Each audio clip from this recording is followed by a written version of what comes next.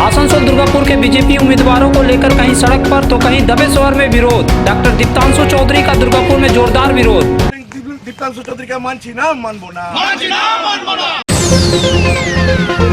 Jitendra Tiwari, Krishnendu Mukherjee, doctor Ajay Poddar और doctor विजय मुखर्जी को भी उम्मीदवार बनाए जाने पर प्रकट हुई बीजेपी में नाराजगी। तृणमूल कांग्रेस का घोषणा पत्र जारी करते समय पत्रकारों के तीखे सवालों से आसनसोल दक्षिण की तृणमूल प्रत्याशी शाइनी घोष के छूटे पसीने। बढ़ाकर लूटकांड में 48 घंटे के भीतर पुलिस को मिली सफलता। 6 लाख में से 5,05,000 रुपये बरामद, 7 गिरफ्तार। दीप्तांशु चौधरी का मानছি না মানবো না। बंगाल में टिकट बंटवारे को लेकर तृणमूल कांग्रेस के साथ ही बीजेपी में सिर्फ फुटैवल मची है। गुरुवार को बीजेपी ने 5वें से लेकर 8वें चरण के लिए अपने उम्मीदवारों के नामों का ऐलान किया था। इनमें आसनसोल दुर्गापुर की 9 सीटों के उम्मीदवारों के भी नाम थे, लेकिन पश्चिम बर्धमान जिले में कम से कम 5 ऐसी सीटें हैं जहां प्रत्याशियों को लेकर बीजेपी के अंदर से ही कहीं कुछ ज्यादा तो कहीं दबे स्वर में विरोध दिखाई दे रहा है। इनमें 3 सीटें ऐसी है जहाँ के उम्मीदवारों ने कुछ महीने पहले या कुछ दिनों पहले ही बीजेपी ज्वाइन किया था। अभी हाल में तृणमूल छोड़कर बीजेपी ज्वाइन करने वाले दुर्गापुर पूर्व से कर्नल दीप्तांशु राय चौधरी को उम्मीदवार बनाए जाने पर वहां के पुराने बीजेपी कार्यकर्ता जमकर विरोध कर रहे हैं। यहां तक दुर्गापुर पार्टी ऑफिस में भी ताला जड़ दिया है। दुर्गापुर के बीजेपी नेताओं और कार्यकर्ताओं का आरोप है कि पैसे लेकर कर्नल चौधरी को टिकट बेच दिया गया है। इसके लिए वे लोग जिला अध्यक्ष लखन घरुई और प्रदेश नेतृत्व को जिम्मेवार बता रहे हैं। दुर्गापुर के नेताओं और कार्यकर्ताओं ने बीजेपी के राष्ट्रीय अध्यक्ष जेपी नड्डा को पत्र लिखकर प्रत्याशी बदलने की मांग की है। আমি জানি না, এখন তো আমরা এসে সকাল থেকে দেখতে পেলাম এই গতকাল থেকে পার্টি অফিস তালা লাগানো আছে। কে বা কারা লাগিয়েছে আমি জানি না। তো পার্টি অফিসে কি বন্ধ থাকবে সেটা একটা বড় প্রশ্ন। বলছি দাদা, পশ্চিম বর্ধমানের জেলা সভাপতি গতকাল থেকে তাকেও এই পার্টি অফিসে একবারও দেখা গেল না, কোথাও কি? দেখুন, আমি এই ব্যাপারটা কিছু বলতে পারছি না। উনি আমাদের সাংগঠনিক জেলা হেড প্রেসিডেন্ট, উনি ওনার নিজের কাজ করছেন। তো আমি প্রেসিডেন্টের কাছে আবেদন করব যে প্রেসিডেন্টের জন্য এই ব্যাপারটা নিয়ে জেতার জন্য যদি আমরা এতদিন খেটেছি, রক্ত দিয়েছি, আমাদের বহু কর্মী রক্ত দিয়েছে, প্রাণ দিয়েছে, হসপিটালাইজ হয়েছে, বহু কেস খেয়েছে, তারপরেও যদি প্রেসিডেন্ট এটার জন্য রিভিউ করার অ্যাপিল না করে আমাদের সঙ্গে হাতে হাত মিলিয়ে, সেটাও খুব দুর্ভাগ্যজনক বলে মনে হচ্ছে।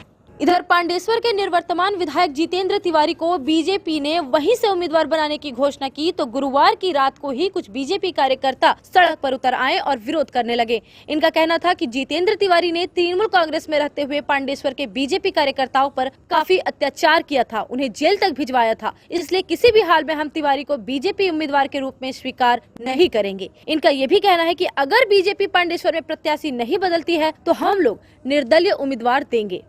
আন্দোলন আজকে একটা কয়লা মাফিয়া, যার জেরে আজকে বিজেপির উত্থান হয়েছে এলাকায়। তৃণমূলের জন্য উত্থান হয়নি, এলাকায় বিজেপির যে উত্থান। জিতেন্দ্র তিওয়ারি যে সন্ত্রাস, সেই সন্ত্রাসকে উপেক্ষা করে মানুষ 2019-এ ভোট দিয়েছিল, বিজেপি জিতেছিল এখানে। কিন্তু আমরা আশা রাখি জিতেন্দ্র তিওয়ারি পান্ডেশ্বর বিধানসভা মানুষের যে ক্ষোভ, উনি 50 থেকে 60,000 ভোটে হারবেন। আমরা বিজেপি যারা করি, বিজেপি মোদীজি আদর্শটা নিয়ে চলি। আমাদের কথা যদি পার্টি না শোনে, আমরা বিজেপি সমর্থিত নির্দল প্রার্থী দাঁড় করাবো এবং তাকে জয়লাভ করিয়ে মোদীজির হাতে আমরা পাঠাবো। এটাই হবে আমাদের অঙ্গীকার। এই আশা রেখে আমরা আমরা আজকে এখানে আন্দোলন করছি। আজকে যে প্রার্থী ঘোষণা হয়েছে, এই কয়েকদিন আগে যে জিতেন তেওয়ারি তৃণমূলের থেকে যে পাশবিক অত্যাচারে বিজেপি কর্মীদের উপর চালিয়েছে এবং যেভাবে বিজেপি ছেলেদিকে ফাঁসিয়ে জেলে রাখা হয়েছে, সেই জিতেন্দ্র তেওয়ারিকে আজকে এই দুদিনে আসার পরই তাকে প্রার্থী ঘোষণা করলো। তার জন্য আমাদের এই रानीगंज से उम्मीदवार बनाए गए डॉक्टर विजय मुखर्जी को लेकर भी स्थानीय बीजेपी कार्यकर्ताओं में रोष है, क्योंकि डॉक्टर मुखर्जी ने भी हाल ही के दिनों में बीजेपी ज्वाइन किया था। गुरुवार को उनके नाम की घोषणा होने पर पंजाबी मोड़ में बीजेपी कार्यकर्ताओं ने अपना विरोध जताया था। हालांकि शुक्रवार को रानीगंज के बीजेपी नेताओं ने उनका स्वागत किया और उनके समर्थन में नारे लगाए। डॉक्टर विजन ने अपने विरोध को छोटी बात बताई है। আপনার প্রতিদ্বন্দ্বিতা রয়েছে তাপস ব্যানার্জি, দুবারের নিঃসন্দেহে চ্যালেঞ্জের, তবে আশাবাদী আমি জিতবো, যেহেতু আমি এখানকার লোকাল ছিল। আপনি কি করে? কিছু নেই, যারা এরকম বিরোধ করছে আমার মনে হয় না তারা বিজেপি পার্টি। কারণ বিজেপিকে আমি যতটুকু কাছ থেকে দেখেছি খুবই সুশৃঙ্খল পার্টি, সেখানে মানে এরকম জিনিস কেউ বরদাস্ত করে না। আমার মনে হয় এগুলো অন্য কারো কিছু করছে, যারা এটাকে বিজেপির নাম দিয়ে বদনাম করেছে। আরও পাশে যে না হয়েছে সেটা দেখুন পার্টির হাইকমান্ডের ডিসিশন, সেখানে আমার বলার কিছু নেই। এতে মানে ভোটের ক্ষেত্রে খারাপ দিক দেখা দিচ্ছে। কিছু খারাপ দিকে দেখা যায়নি। আমার কাছে তো কাল থেকে কিছু না হলে 500 ফোন অ্যাটেন্ড করেছি, এবং কিছু না হলে আমার কাছে 4 থেকে 500 লোক এসেছিল, আমার বাড়িতে দেখা করে গেছে, আমাকে বিভিন্ন জায়গায় দেখা করেছে।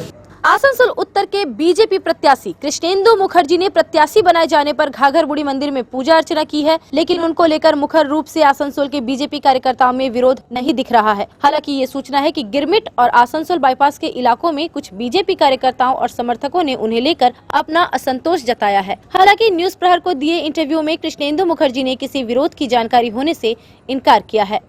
कुल्टी में डॉक्टर अजय पोद्दार को फिर से प्रत्याशी बनाए जाने पर तो हिंदी बंगाली का मामला खड़ा हो गया है। यहाँ के एक बीजेपी नेता तो खुलेआम कह दिया है कि बंगालियों को नजरअंदाज कर एक हिंदी भाषी और मरवाड़ी को टिकट दे दिया गया है, जिसको हम लोग कभी स्वीकार नहीं करेंगे। जरूरत पड़ी तो निर्दलीय खड़े होंगे।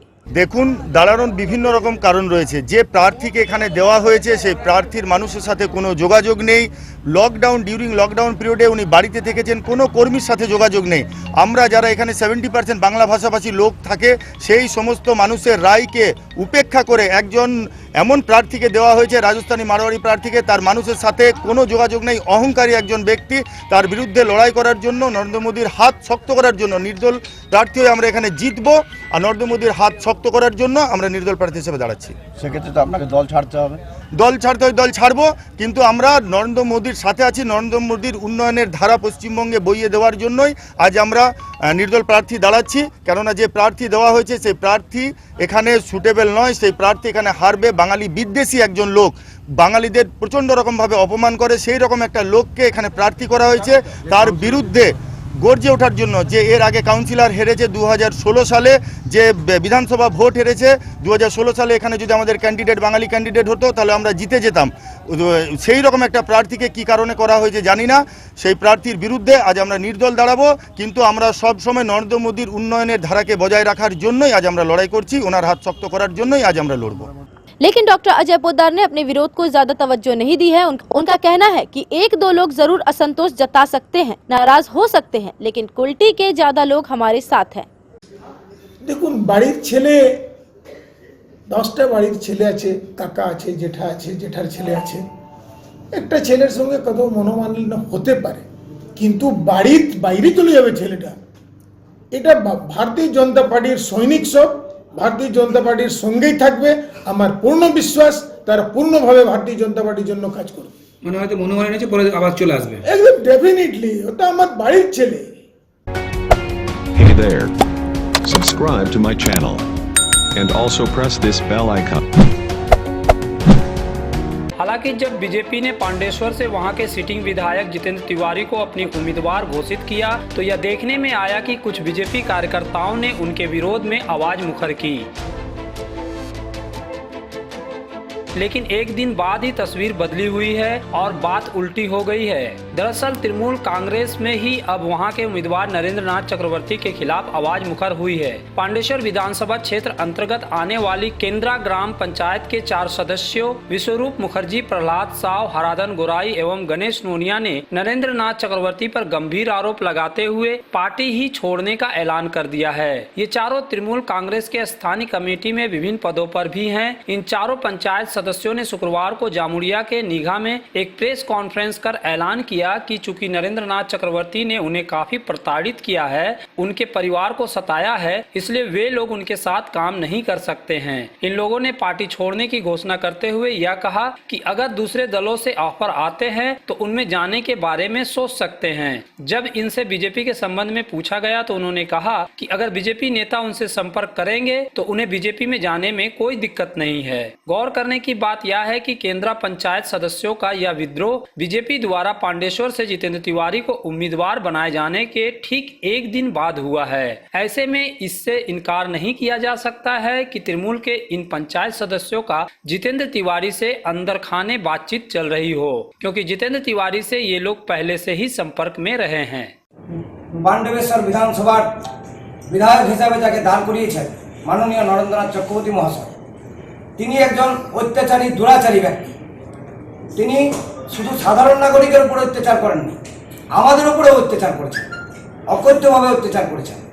তাই তার অত্যাচারের হাত থেকে রক্ষা পেতে পাণ্ডবেশ্বরের মানুষকেও বলবো, আপনারা ভোট দেওয়ার আগে 100 বার চিন্তা করবেন যে পাণ্ডবেশ্বরের শান্তি সুশাসন চায় নাকি পাণ্ডবেশ্বরের অত্যাচারী শাসক চায়।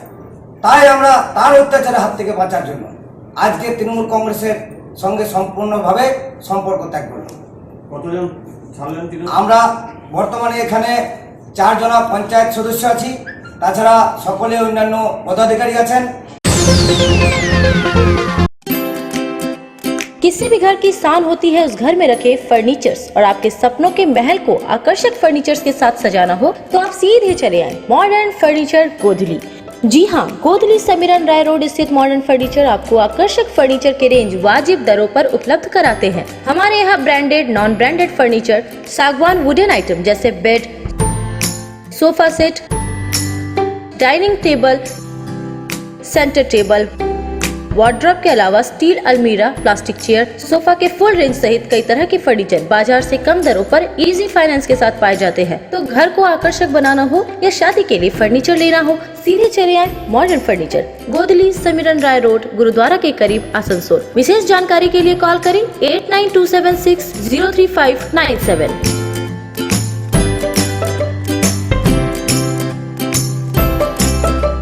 आसुसो शिल्पांचल के चांदा मोड़ स्थित प्रतिष्ठित अंग्रेजी माध्यम के आसुसो नॉर्थ पॉइंट स्कूल में 2021 के लिए प्रवेश जारी है। नर्सरी से क्लास 9वीं और 11वीं के लिए प्रवेश खुला है। ऑनलाइन नामांकन की भी सुविधा। स्कूल में सारी आधुनिक सुविधाएं उपलब्ध हैं। Air condition computer lab, air condition auditorium, swimming pool, पूरे स्कूल कैंपस में सीसीटीवी निगरानी, स्कूल ट्रांसपोर्ट की भी सुविधा। संपर्क करें आसुसो नॉर्थ पॉइंट स्कूल में।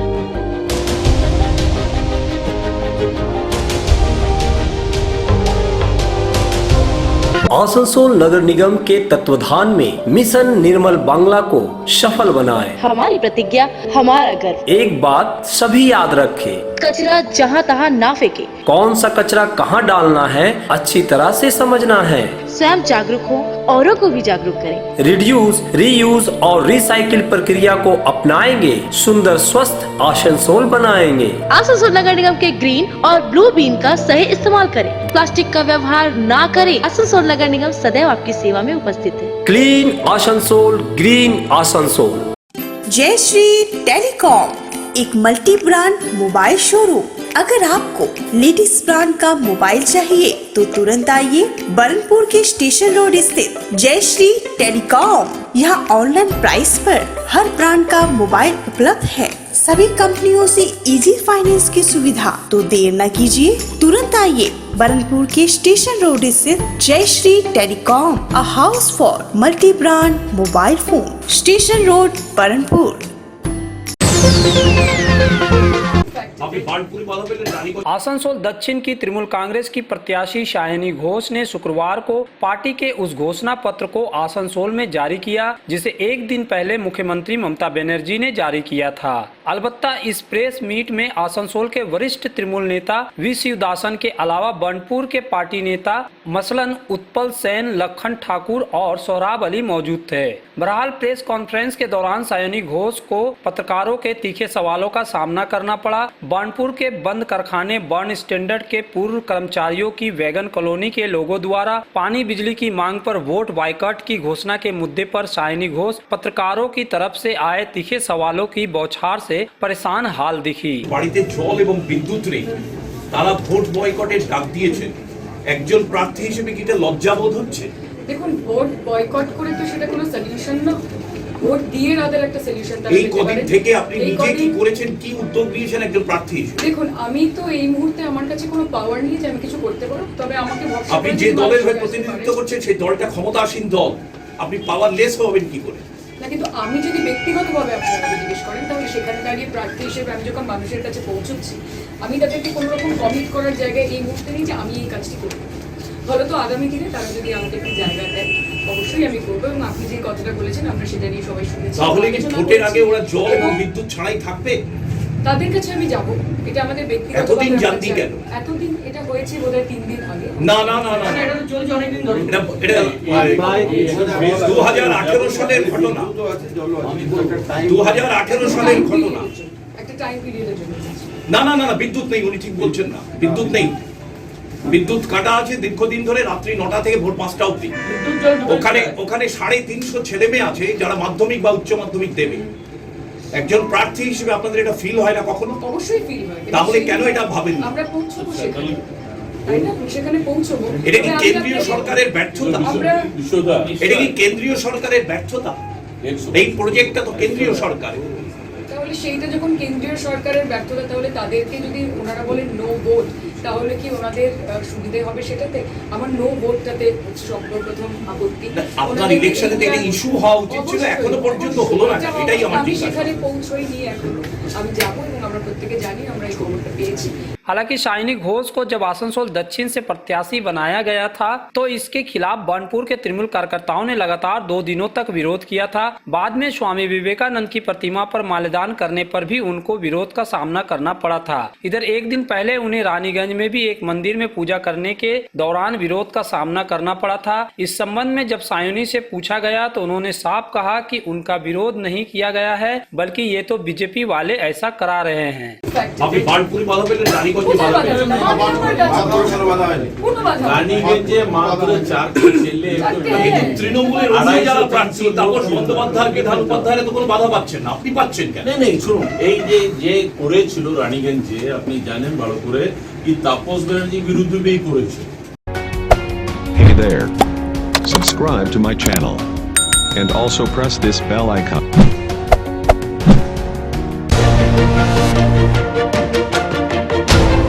कुछ महीने पहले बीजेपी ज्वाइन करने वाले लेकिन कोयले के अवैध कारोबार में लिप्त रहे राजू झा को आसनसोल दुर्गापुर पुलिस की सीआईडी ब्रांच ने दुर्गापुर महकमा कोर्ट में पेश किया, जहां कोर्ट ने झा को 7 दिनों की पुलिस रिमांड पर भेज दिया है।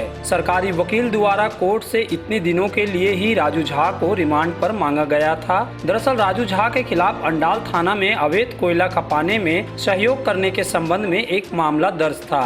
इसी मामले में सीआईडी राजू झा को बांकुड़ा से लेकर आई थी। जैसा कि आपको पता है कि कोयले के अवैध धंधे में ही बांकुड़ा के एक कोर्ट ने राजू झा के खिलाफ गिरफ्तारी वारंट निकाला था। राजू झा पिछले दिनों कोर्ट में पेश होकर जमानत की अर्जी दी थी, लेकिन कोर्ट ने जमानत की अर्जी अस्वीकार कर दी और उसे पुलिस हिरासत में भेज दिया था। हालांकि जब दुर्गापुर कोर्ट में राजू झा को पेश करने के लिए लाया गया तो उसने कहा कि उसे झूठे मामले में फंसाया गया है।